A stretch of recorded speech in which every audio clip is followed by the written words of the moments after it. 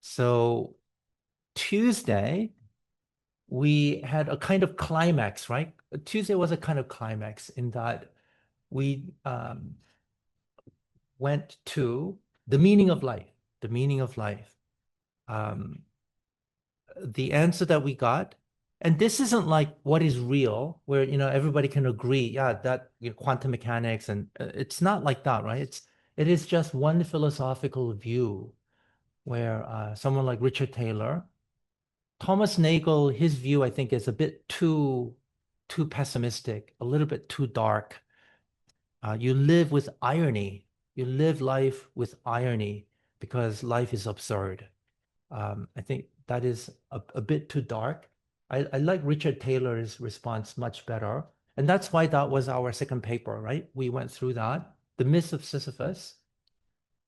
Philosophically, I'm sure I said this, but Tuesday, but philosophically, if you try to find the meaning of life in an objective way, Richard Taylor seems to be telling us there's no answer.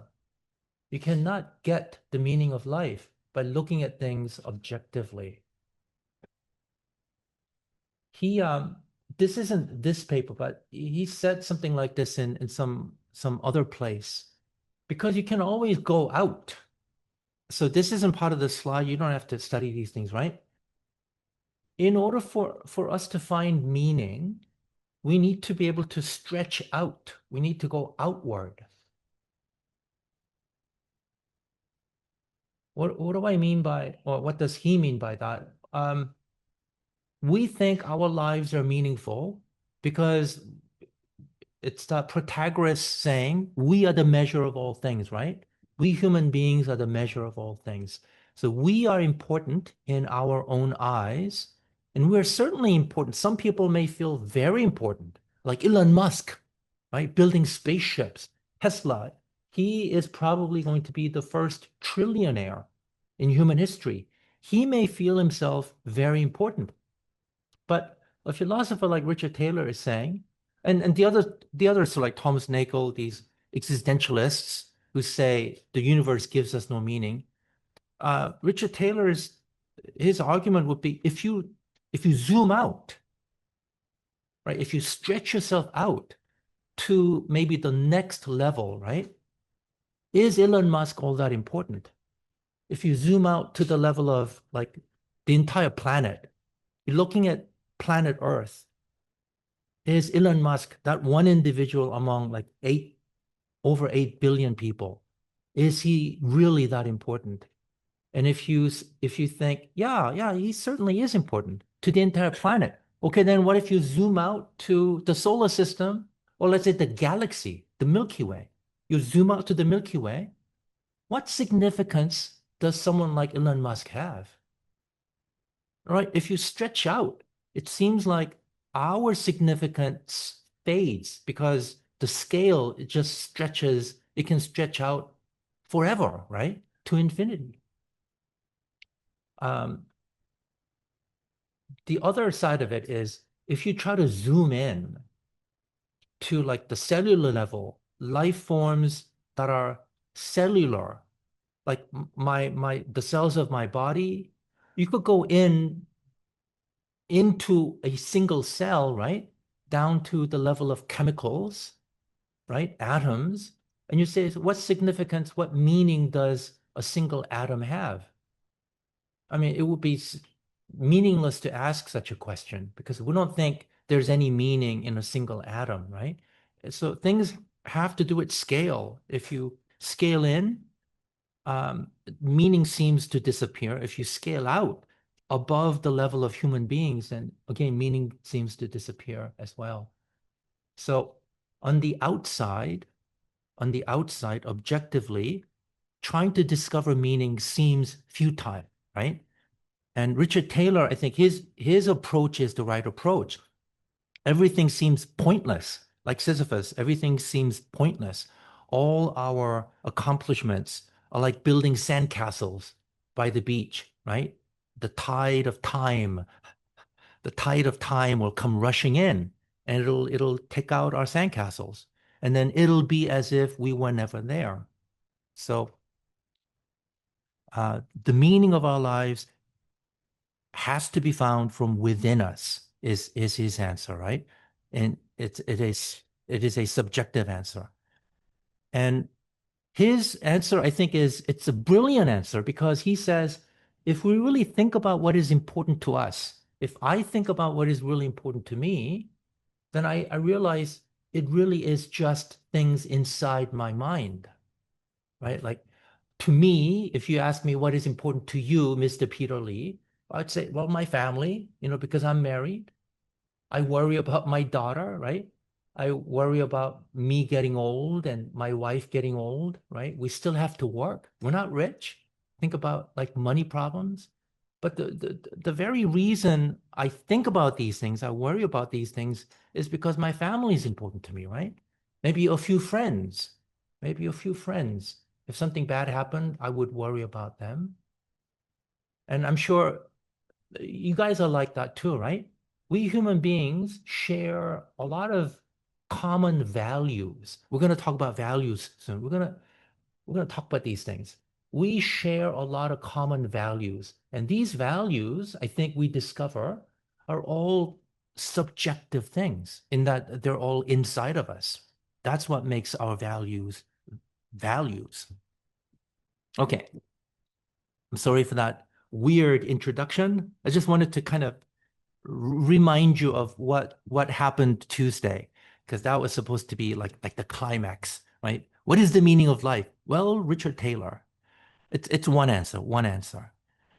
So today we're going to go through, first we're going to talk about what morality is, what value is, and then we're going to go through some thought experiments, some ethical dilemmas. These are sort of standard fare in any philosophy class. Um, I think some of you probably know these thought experiments already. Who knows what the trolley problem is? The trolley problem. Okay, so at least one of you know what it is. And many of you, when you see it, you'll recognize it. So we're gonna go through these things. Right. So uh, regarding value, what is value? What is valuable? What is not valuable? So today we're going to contrast David Hume and Immanuel Kant. I think I said when we were talking about the metaphysics, Immanuel Kant refutes Hume, and then I think I said toward the end of the course, we're going to come back to David Hume and Immanuel Kant for a second round. And I think I said on the second round, it seems David Hume wins. So let's see if David Hume wins today. So this is David Hume talking about value. Fact is what is known to be true. That is epistemology, metaphysics. Value is our judgment on what is meaningful, important, worthy, or useful in life. That is a moral philosophy that has to do with ethics. So if we say, it is raining now, is it raining now? Look outside. Is it raining? It's false. Okay, so it's false. It's raining now. It is a fact. Well, it's not fact. It's actually false then, right? It's not raining now. It's different from, so does this have any value? Let's say it is raining outside. Does this have any value? Hume would say, no, this has no value. It's just a fact. A fact of life has no value. If I say it's good when it rains, it's good when it rains, that is a value statement. That is a statement that cannot be true or false. Like a fact can be true or false, right? You guys, pretty like simple, right? You agree with this? Do you agree with this? That a fact has no value. It is raining has no value. So when I say it's good that it's raining, that is a subjective statement. That is a statement of value, and it cannot be true or false because it's subjective, right? I have some pictures here. If I'm a farmer and there's a drought, right? And it rains, I say, oh my God, it's so good that it's raining, right? Because I'm a farmer. Rain is a blessing from God. If If it was flooding, my neighborhood was flooded with rain already, and it starts to rain again, I would say this is a disaster, right? To me, rain in this kind of situation takes on a negative value because it's bad for me. So these are all subjective things. Um, there's a thing called ethical naturalism, and philosophers recognize this as a fallacy. This is a fallacious reasoning, but it's a very I'm stumbling over words here, but it's very natural for us to think this way. It's very natural for us to think what is natural is what is good. So we Epicureanism and utilitarianism, they equate pleasure with good, pain with bad, right? Because we run away from pain, we run toward pleasure. It is natural that that is the case, right? So this is called ethical naturalism. We try to gain value out of nature. So utilitarianism is like that as well. Pain and pleasure, right? Especially Benthonian utilitarianism. We gain morality out of pleasure and pain. Most philosophers say that is fallacious reasoning. They subscribe to ethical non-naturalism. They say we cannot derive morality from nature. We cannot derive value from nature because nature is just nature. It's fact, right? Nature is a set of facts. What reality is a set of facts, right? Sun shines, it has a certain amount of temperature, right? It's just fact after fact. They have no value. So we cannot derive good or bad from nature. And so our ethics must be non-naturalism, maybe something to do with naturalism, but it cannot be derived directly from nature. So this is called is-ought gap, is-ought gap. And sometimes this is known as Hume's guillotine, I believe. Hume's guillotine. Trying to get moral value from facts is fallacious reasoning. And this is called appeal to nature fallacy. It's a fallacy. Appeal to nature fallacy. Let me give you some examples of this. Before that, if it's natural, it must be good. If it's unnatural, it must be bad. It sounds okay, sure. If it's, sorry, let me just do this. If it's natural, it's good. If it's unnatural, it must be bad. I'm going to give you some examples of how that cannot be true. But before I even get to these examples, I just thought of another example. My brain is spinning today. What could be more natural for all of us to be naked? Sorry, just in case some of you guys are falling asleep, right? What could be more natural for human beings to be naked, right? Why do we wear clothes? It's not natural for human beings to wear clothes. I mean, look at all these other animals. Do you see any animal wearing clothes? Unless if it's us giving them clothes to wear, right? And we have to put it on them. Do you ever see a dog saying, "Hey, I want my vest. I'm going to go out, let me get my vest on." Animals don't do that. That's not natural, right? It's very unnatural for human beings to wear clothes. So, if it's natural, must be good. If it's unnatural, must be bad. That cannot be true. So here are some examples. Okay, I'm going to, again, try to make this course exciting. Sex. Okay, sorry. I'm sorry. Sex is very pleasurable. Everyone, I think, desires to have sex because that is natural. Simply because that's biology, right? When you grow up, you become an adult, just like animals do. There is mating. There's a process called mating. That is how we reproduce. That's how we generate the next generation of human beings. So, does that mean sex is good, morally good? Sex is just a fact of life. Is it good? Yes, of course it's good, but not always, right? Let's say, this guy and this, girl, they have sex, right? You say, okay, uh, if it was consensual, maybe it's a good thing. Maybe they're in love, right? What if the guy put some kind of drug in her drink? So something happens to her, right? She kind of loses her consciousness and they have sex. There's a lot of pleasure happening, right? But then maybe she'll wake up and she'll say, hey, this guy raped me.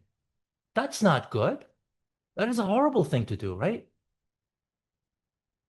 So the same act of, creating this pleasure by itself cannot be good all the time. There has to be something else, right? So if it's good and then sometimes if it's bad, then you have to say that thing in itself cannot be good or bad. I think we had something like this with is death harmful or not harmful, right? You cannot say of one thing that it's good and then at the same time that it's bad. That must mean that it's neither, right? Um, yeah, I just have this thing. I know this is a complete stereotype. This is probably not what actually happened with primitive human beings, but the stereotypical view of human beings is the caveman with his club, right? Hits the woman over the head, right? Knocks her out and drags her to the cave. This is the typical picture of how men and women had sex, mated in the olden days. But nowadays we would say, wait a minute, this isn't good, right? He knocked her out. But maybe this was the most natural thing to do. Speaking of natural things to do, I'm sorry if you like Confucianism. I'm going to say some bad things about Confucianism now. Confucianism is a philosophy, I suppose, a kind of philosophy built on what seems to be good, right? It says this must be good because this is the natural thing to do. Like how women should stay at home and men should, rule outside. Women should rule inside the house and men should rule outside the house because that is the natural thing to do, right? Women, it's natural for women to obey men. So when they're girls, you obey your father. Notice not your mom. You obey your father. And then when you get married, you obey your husband. And then once your husband passes away and your son is grown up, you obey your son, right? I I'll just move on actually because this we don't think this way. We do not think that this is true. Another thing that we think is natural, it's the most natural thing for a man and a woman to come together, right? Create a family. And a man coming together with another man, that's unnatural. We don't see that in nature. It's the most unnatural thing. Or a woman, with a woman, it's unnatural thing, right? And so we say this is immoral. This is morally bad because it is unnatural. I hope that the point is made. Um, I'm sorry for these women. I think there may be some religious group, but they say, we built this country with our, blood and sweat or something, right? And now it's breaking apart because of same sex. I think they're like protesting proposal for same sex marriage or something. Here's another word. Here's another example. When I first came to Korea many, many years ago, who recognizes this character? I want you guys to participate. Who knows the character? Tell me what the character is. Who's good with Chinese characters? Don't be shy, please. Tell me. Well, what is this character? Anyone? Seriously, nobody knows what this character is? Didn't you learn Chinese characters at school? Did you not learn Chinese characters? Seriously, that is interesting that none of you knows this character. This is Yun from like Cha Yun. Yun means natural, right? Natural. When I first came to Korea, for a while I learned Chinese characters and I learned the history of this character and I was very surprised.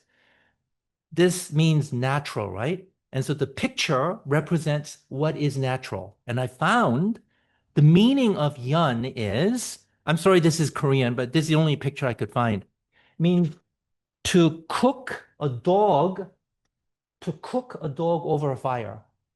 That's what the character means. It's as natural as cooking a dog. I suppose the character came to be because long, long time ago, at least, right? Koreans or maybe Chinese people, um, for them, dog meat was delicious, right? And cooking a dog over a fire was as natural as anything could be. What could be more natural than to cook a dog over a fire? Just like, you know, how Koreans, we still love going to these meat restaurants, right? And have, you know, this pan and the circular thing, and then we cook, you know, like samgyeopsal or, you know, bulgogi or something, right? And we love that smell of meat cooking over the fire. What could be better than this? What could be more natural than cooking meat and eating it? Well, I think very few people today would agree. Don't I have pictures of this? Let me just go to the picture here. What? Where? I got pictures. I got pictures. No, I don't have pictures. I think the one I had, I think I took it out. Sorry. Um, that is not good. Wait a minute. Let me just see if I have another version of this. Do I not have ML6?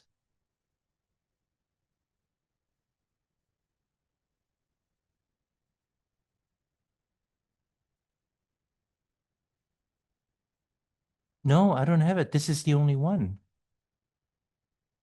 I'm because I did put these pictures in, and I think I overwrote that with the older file.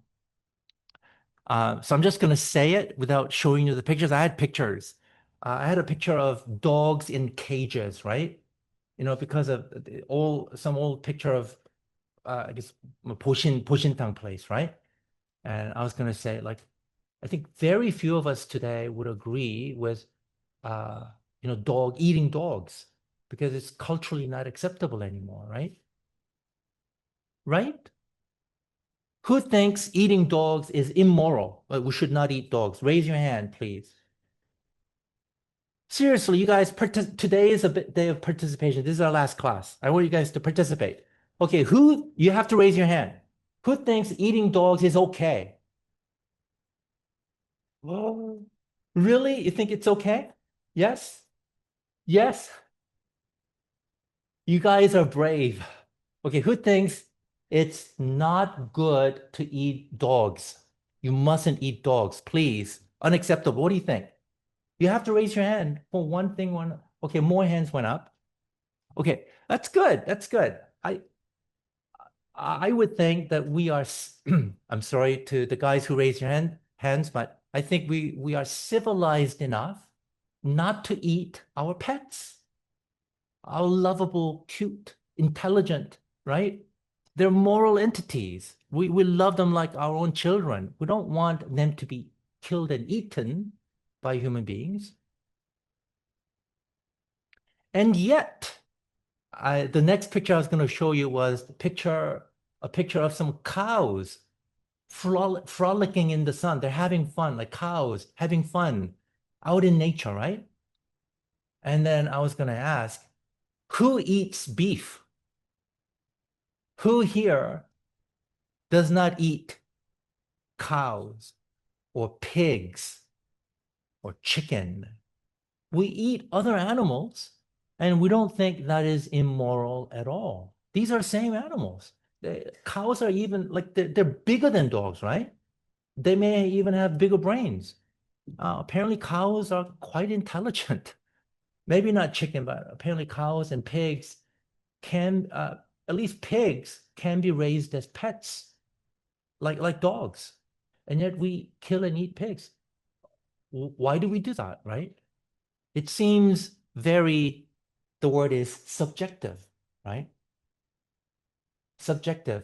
So the ethics, the point here was that ethics, how philosophers deal with it is that ethics must be, it has to be non-naturalism. We cannot appeal to nature. And so this is where I mentioned Hume finally. Hume says we cannot logically deduce ought from is. This is known as Hume's guillotine because he's saying there's a severance between fact and value. You cannot connect fact and value. So it's known as Hume's guillotine. He severs the two. Ought can mean to achieve some goal, but we can never get is from moral ought. If I say I ought to run quickly if I want to win the race. So if I say I ought to I ought to run quickly, is that a moral statement? That ought in that sentence is not a moral statement. It's something that I want. If I want to win first place, I should run quickly. I ought to run quickly. But my winning a race cannot be a morally good thing or morally bad thing. That doesn't make any sense, right? It's good for me. I want to win the race. Maybe I'll get a prize, like maybe I'll win $1 million, right? So it's good for me to win the race. So I say I ought to win. I ought to win. I should run quickly, and it's good for me to win. But if it's good for me to win, does that mean all the other non-winners, it's morally bad for them not to win? You can't say that, right? When we talk about what is morally good, what is morally bad, if it's morally good for me to win, that must mean if I don't win, it's morally bad for me. So this ought cannot be equated to anything moral, right? Winning a race isn't anything morally good or bad. It's just a fact. We confuse pleasant with morally good. Now, this is a mistake that utilitarians make. Craig, referring back to William Craig, who said, without God, life has no real meaning, no value, no purpose, right? So we go back to his statement about value. He said, if God exists, then we have values. We have morality, what is good, what is bad. There is an absolute moral value system, right? Murder is bad. Because, I'm going to close the door, right? Murder is bad because it's God says, thou shalt not kill, right? Stealing is bad because God says stealing is bad. Thou shalt not covet another man's wife, right? Like envy. These are sins because God says. If there is no God, then there is no value. We live in a valueless world, he said, right? But in fact, this is a rebuttal of Craig, regardless of whether we believe in God or not, regardless of our beliefs. In fact, in reality, it's actually impossible for us to live without values. In fact, everything in life is value laden, we say, value laden. All our thoughts, all our actions are actually guided by values. So Craig's argument that if God doesn't exist, we don't have any values, that is what we call a straw man argument, a straw man argument, because we're not thinking carefully. If we start thinking even just a little bit carefully, we cannot escape from value. Actually, a value is too much with us. We're surrounded by values. Life is value laden. So I'm going to give you some, right, life is value laden. We discriminate things in order to survive. I'm going to give you some examples here. For example, our sight is very selective. We have a tendency to see only what is important to be seen. That is value. Our sight is value laden. I'm going to show you a picture here. So here's a picture of a room, right? I think an anthropologist or biologist would say, naturally, what we do is when we look at a room, our eyes naturally drift toward things like doors and windows. Doors are probably one of the first things we notice usually because our sight is connected to our sense of survival, our survival instinct. Whether we consciously think like that or not, survival instinct tells us You don't want to be trapped in a room, right? In case there's some like, I don't know, lions or tigers charging in, some enemies. So you want to know where the escape route is. So when we look at things, we do not register things that are of no value to us, right? I only see things that are of some value to me. Otherwise, I'm just kind of like, I guess being pointless, maybe not really looking. But if I am looking, my eyes register things that are somehow important to me. Um, we value friends and family. We value our tribe over others. Again, why do we value friends? Why do we value we Koreans? Why do we value other Koreans over non-Koreans? I'm sorry if there are non-Koreans here. We tend to value people who are close to us, like family, our tribe, our neighbors, schoolmates, same nationalities, uh, because there's a survival value in that, right? We stick together, we survive. If we scatter, then we get picked off by these predators, right? There's value in staying together. And so, I mean, we don't want to make it that animalistic, but it is true. I mean, we value our family members. I value my family over people who are not my family. And I can't help it, right? That's just the way we feel about things. So everything is value laden, and a lot of it can actually be explained with our biology. Values seem subjective, and this is Craig's argument again, right? If there's no God, uh, we just make things up. Well, our values are just whatever we say is good. He says. But again, if you think about it carefully, uh, that is actually not true, right? We can't just make up values out of thin air, right? I cannot just, I mean, I can tell you, I can just make things up. I can tell you, yeah, I think going around hitting people is good. I think that's what I'm going to do. I'm going to get a baseball bat, right? And go around like hitting people because I think that is, for me, that is a valuable thing. I could say things like that, but I can't really do it, right? I don't think anybody is free of the values that we share, right? So Craig's argument, again, is a strawman argument because it turns out we human beings, we do agree on most things. That's why we have things like cultural norms and laws. Laws are things that we deem valuable, right? We do agree on most things regarding value. It's only when there are things, I'm sorry, what do you want in life? Most of us agree on things. What do I want? I mean, I just found this on the internet. I want to travel. I want to travel to Greece, South Africa, Cuba, melting glaciers, Australia. I mean, the countries may change, but I think most of us think traveling around is a good idea. Most of us think getting married is a good idea, having a job that I love, owning my own house, having at least two kids. I wish I could have three kids. I'm too old now, but I wish you guys would have at least two kids. Walk naturally and heal. Oh, this is a woman. To be a bartender, not for me, but most things that we think are good are mostly universal, right? So we do agree on most things, but problems and philosophical problems arise when we disagree. This is when philosophy becomes interesting. And there's a thing called cliff test. Let me just check the time.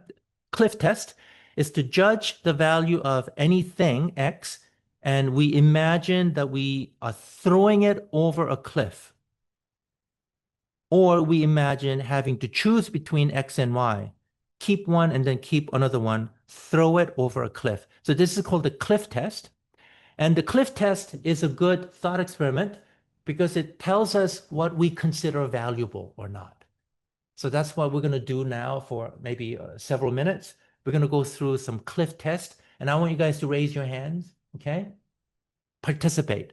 By the way, I am in no way advocating what this picture is. I just got it off the internet because this is an example of a cliff test.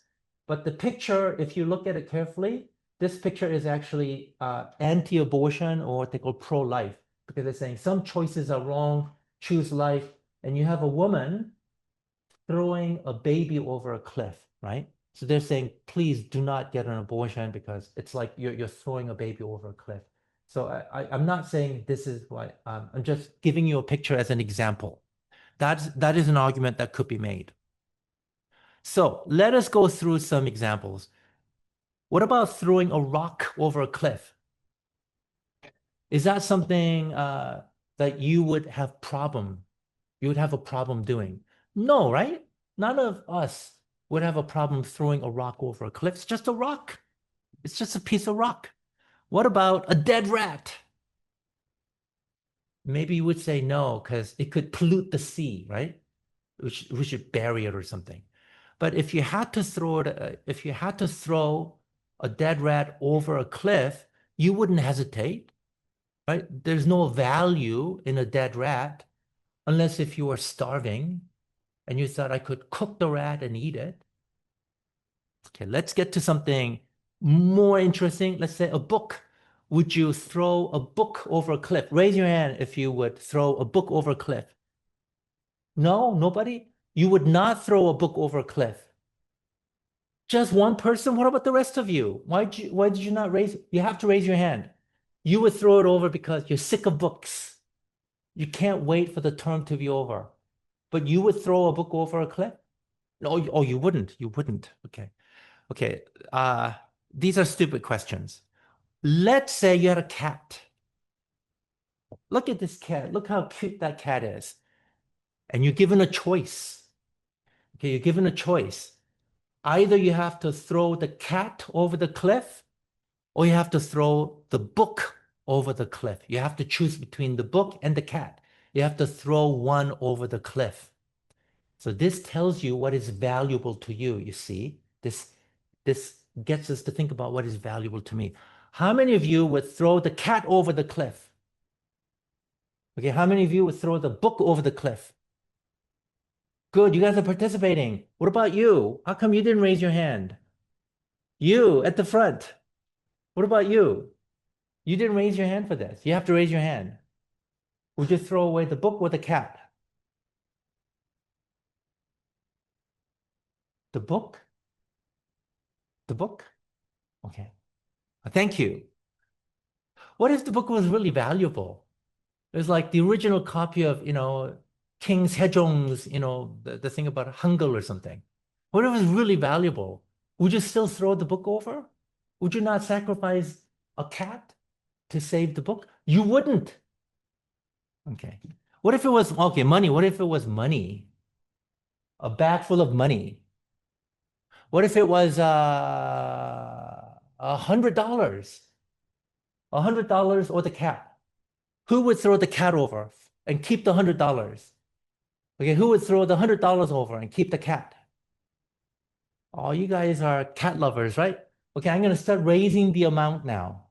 What if it was $1,000? $1,000. What is $1,000 in Korean won? That's 1,000,000 won. $1,000. It's $1,000 or the cat. Okay, who would keep the money and throw the cat over? $1,000. Yes, a good man. Just one person? Okay, who would throw the $1,000 over a cliff? Seriously. Okay, what about you? You're not raising your hand. Would you throw over the $1,000 or the cat? You would throw the cat over. Good for you. Okay, how much money would it take for you to throw the cat over? What is your value? What is your cutoff point? $1,000, you throw that away? That's a lot of money, $1,000. How much money would you keep and throw the cat over? You raised your hand for the cat? How much money would you keep and throw the cat over? What is your, what is your sellout? What is your sellout point? How much money would you take?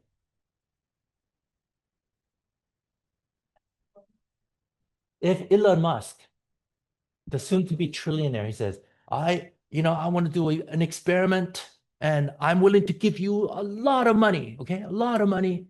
Only is one chance. I want you to throw the cat over, and I'll give you a certain amount of money. Tell me the amount. How much money would it take for you to throw the cat over? You don't want to participate in this thought experiment for any amount of money. Okay, so anyone, what is your price? Somebody at the back, anyone, give me a number. $10,000? Would you throw the cat over with $10,000? $100,000. 100,000, yes. So that's your, we all have our price. Now, here's the thing.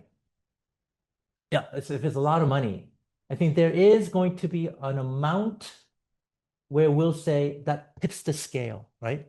No matter how cute the cat is, our value system, somehow it kicks in, right? And we'll say, there is a limit. No matter how cute the cat is, there's a limit. If it's like $1 million, I would throw a human being over. If there's a child, right, I'll throw the child over for $1 million. As long as I don't get arrested and go to jail, right? There is a limit to how we think of, what our values are. Now, here's the thing that we don't usually think about. Money is really valuable. We're conditioned to think money is evil, right? Money, I don't want to think in terms of money. But money, I'm going to show you a picture here. There are kids starving to death in the world right now. Try to be utilitarian, right? These kids are starving to death. How much money would it take for me to feed these children? If I had like $1,000, I could probably feed a whole bunch of kids, maybe for like several months, maybe a few years. $1,000 feeding a starving child would go a very long way, right? Now, if you start thinking like that, and you go back to this cliff test, even $1,000, I think you would think like, this is more important than a cat, because surely the life of even one child starving is more important than the life of a little cat. It depends on what you think, right? I mean, the assumption is I'm going to spend this money on myself. But if you just change that thinking a little bit, no, I'm going to spend the money to save some kid starving to death. I wish I could send him money even right now. I'm poor. I don't have any money. But if I get $1,000 for throwing a cat over a cliff, sure. It all depends on how like what we value at the moment.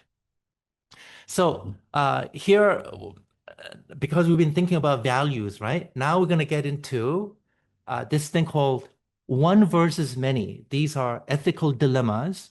And I'm going to give you like 3 different versions of it. We have time. We have time. So when we think about these things, you have to think in terms of utilitarianism, consequentialism, or Kantian morality, or perhaps maybe there's a third choice. Okay, so let's think about these things. So right and wrong, according to utilitarianism, consequentialism, right and wrong is determined by the consequence, by the end justifies the means thinking, right?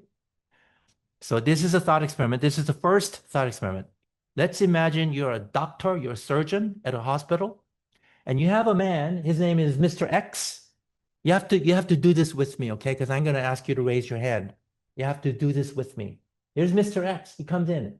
He is a patient, and you have to do a surgery, and there's 50% chance, 50% chance that he'll die.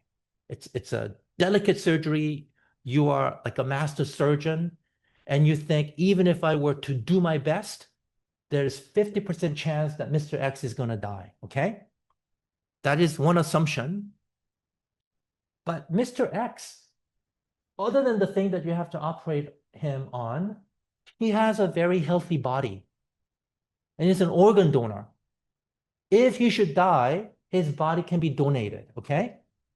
And it just so happens in the same hospital, the doctor surgeon, you know that there are 4 patients in the hospital who are dying because they're missing an organ.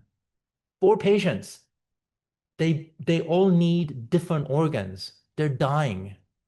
And you, the surgeon, because you're the doctor, you're the expert, you know what, very few other people know. You know that if this guy dies, you can take out his organs and give it to these 4 patients. Okay, that's the one versus many situation right now. Okay, you're the surgeon and you're thinking, I know I'm supposed to, do a surgery in this guy, 50% chance he's going to die anyway, right?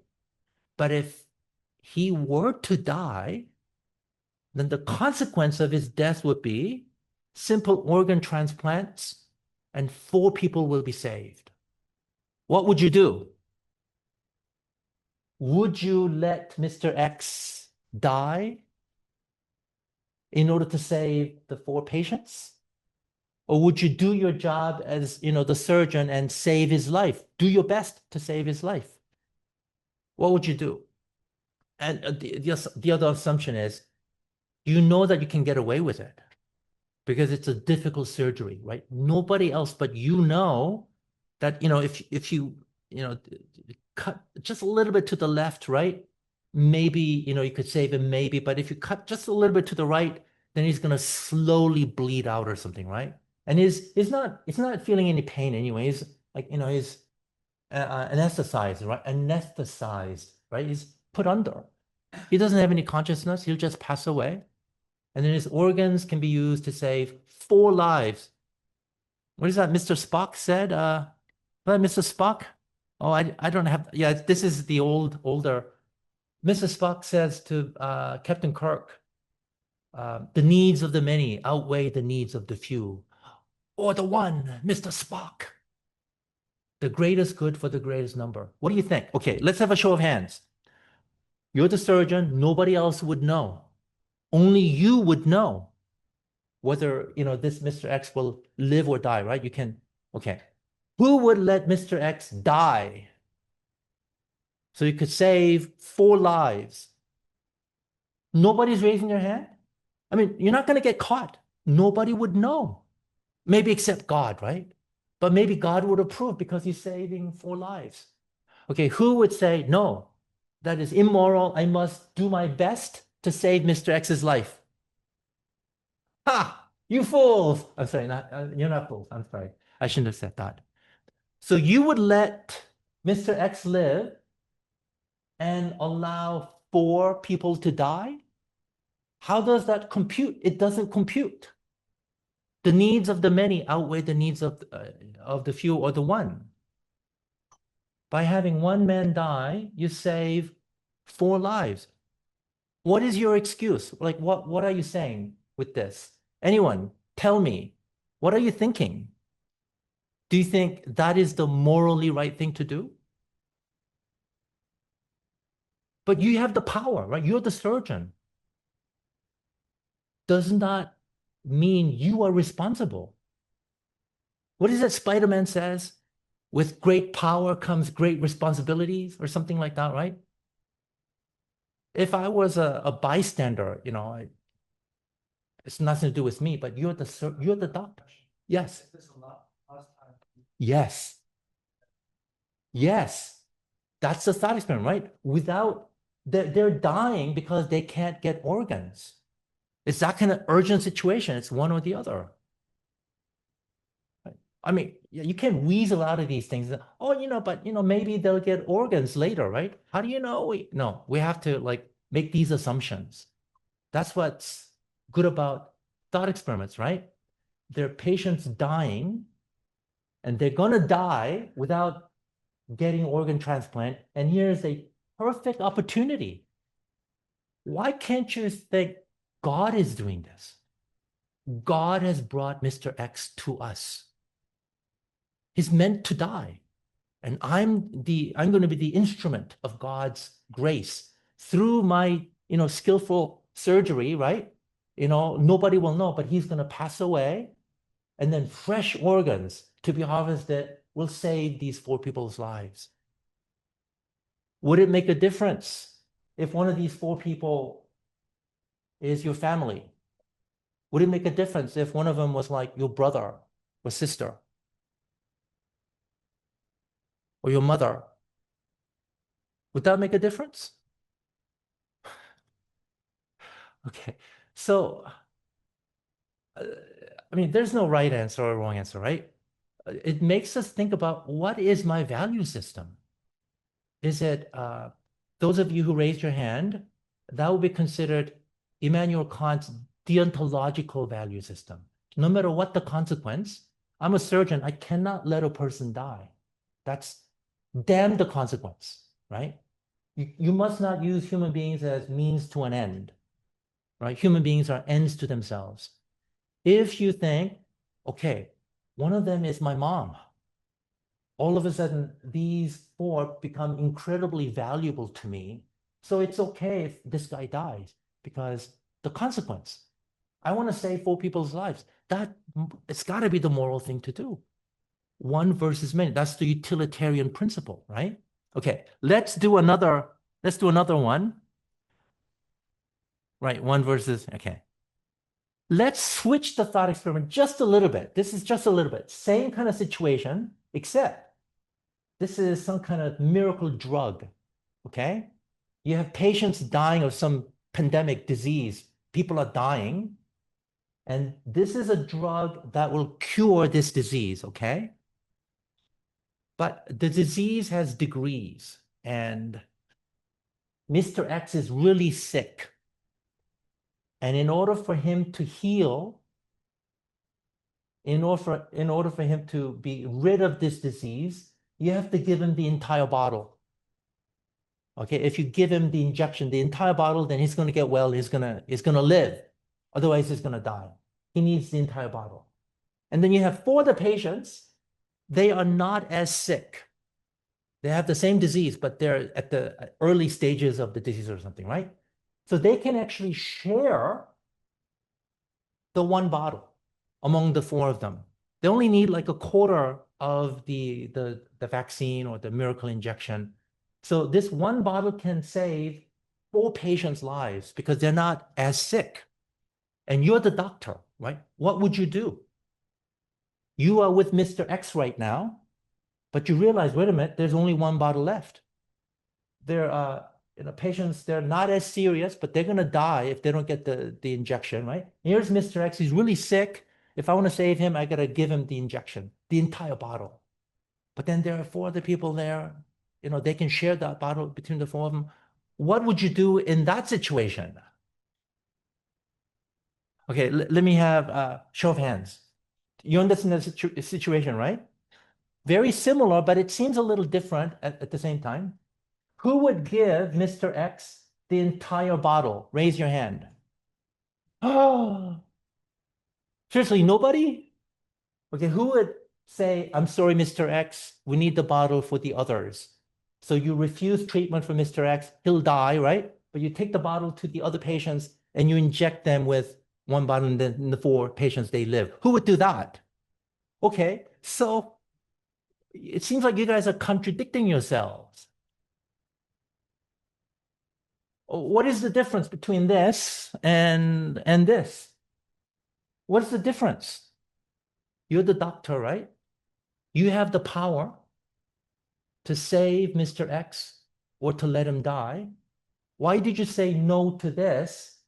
But then a lot of hands went up to this. What is the difference? What's going on with you guys? Tell me. Explain yourself. Yes. Right? At the first situation, there's 50% chance of them living, right? So Oh, I should have said, because you're such a great surgeon, you know that you can actually save him. Would that make a difference?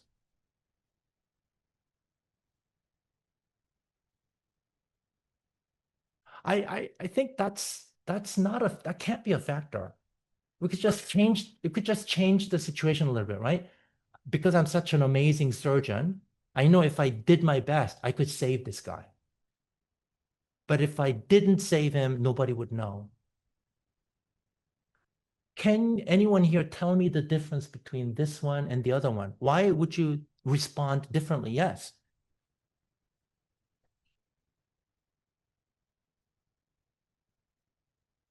Oh, I never thought about that. The organ is his.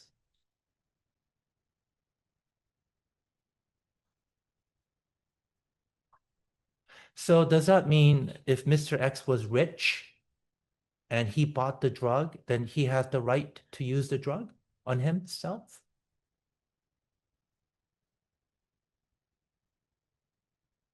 That is cold. So you're the doctor and you're saying, yeah, this is your drug. You bought it with your money. So therefore I'll save you and I'll let the other four people die because the drug is yours.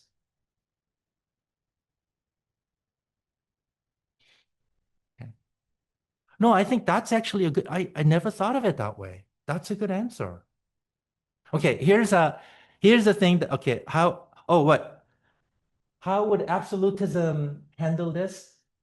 In case you guys are wondering how Kant would handle this, Kant would say, and this is a controversial thing that he said about lying, right? So we can kind of use that and extrapolate what he would say in a situation like this. Kant would say something like, it's my duty as the doctor to treat the patient in front of me.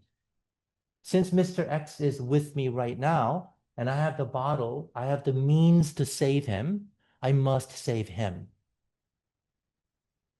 So what about the other four people? He said, well, God will take care of it, right? Because I am not responsible for the situation I am in. I'm not God, right? I have no control over the situation that I'm in, the situation I find myself in. I can only do my best.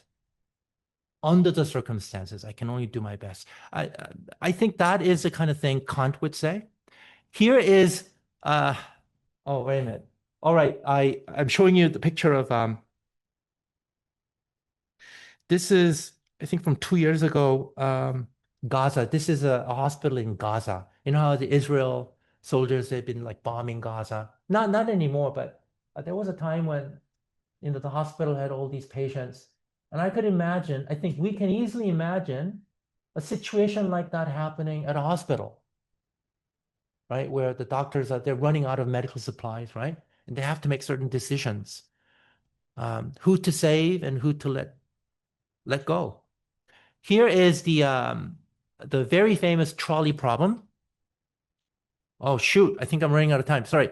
Let me speed up a little bit. This is a very famous problem suggested first by a woman philosopher named Philippa Foot. That's her, Philippa Foot. Uh, I guess she graduated from Oxford College. So she's a professor, philosopher. And her thought experiment is this is the trolley problem. Who knows this problem? You raise your hand. Anyone else recognize this? Okay, so you guys know. The problem is there's a trolley headed toward these people. They're tied up on train track, and the train is on its way to kill 5 people if it goes straight, right? And then you find yourself at this juncture where if you pull that lever, it changes the course of the train. It changes the course of the trolley, and it'll go around, right? It'll miss the 5 people who are tied up, but there's one person tied up on the other track. So if you pull the lever, you end up killing one person. But if you don't pull the lever, the train will kill 5 people. That is the condition, that is the given condition. So first choice is don't do anything. The trolley kills 5 people on the main track. Second, you pull the lever, it diverts the trolley onto the side track, it kills only one person. Okay, how many of you will do one? How many of you will do two? Okay, let's have a show of hands. Please don't be shy. Let's do this quickly, okay? How many of you say two? Let's start with two first. How many of you will say two? You will pull the lever. Pull. Yes, yes. You being utilitarian, the greater number, the greater is good. Okay. How many of you will say one? Do nothing. A few. What about the rest of you? Did you raise your hands? What did you raise your hand for two? One? Or you one? Did you raise your hand? You raised it for one. You will do nothing and just let five people die? Is that what you're gonna do? What is your reason? Like this is philosophy course. Right? You have to give me a reason. Yes. Do you have something to do nothing?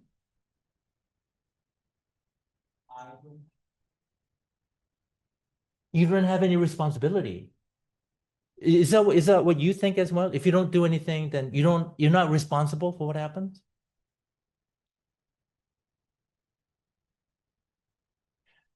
But Spider-Man, with great power comes great responsibility. Here you have the power to pull the lever.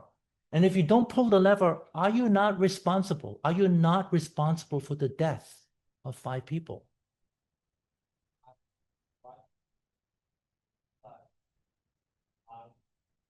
Right. No, one person. But then you save five. You end up saving five lives. The greatest good for the greatest number.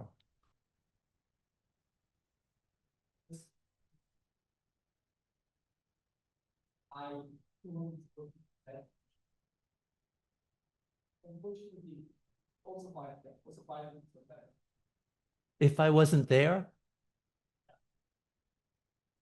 I think that response, again, I think that is the Kantian response, right? I have no control over my situation, right? I can only do what I feel God wants me to do, which is I mustn't kill. Then you'll say to me, but you're killing five people. No, I'm not. Like what you guys are saying, I'm not killing five people. I did not put these people on the track, right? I'm not the villain here. There is a villain, right? There is an evil human being who has done this, right? It's his fault,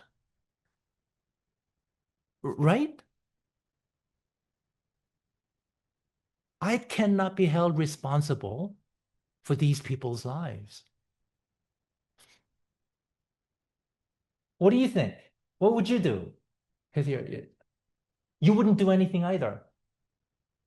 So you guys are in some ways like, well, let me just check. You guys are in some ways like Pontius Pilate.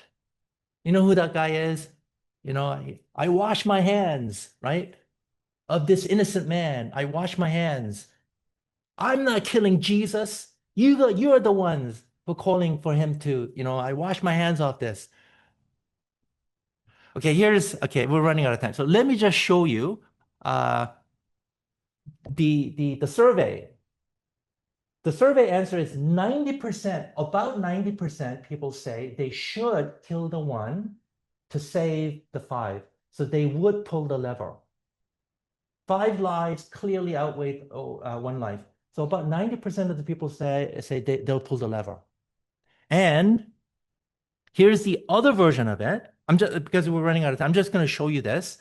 The other version of the trolley problem is called the bridge version. The trolley problem, the bridge version, where instead of pulling the lever, there's a bridge and there's a, I'm sorry, there's a heavy person on the bridge. And you know somehow that if you push that heavy person off the bridge, he will fall onto the track.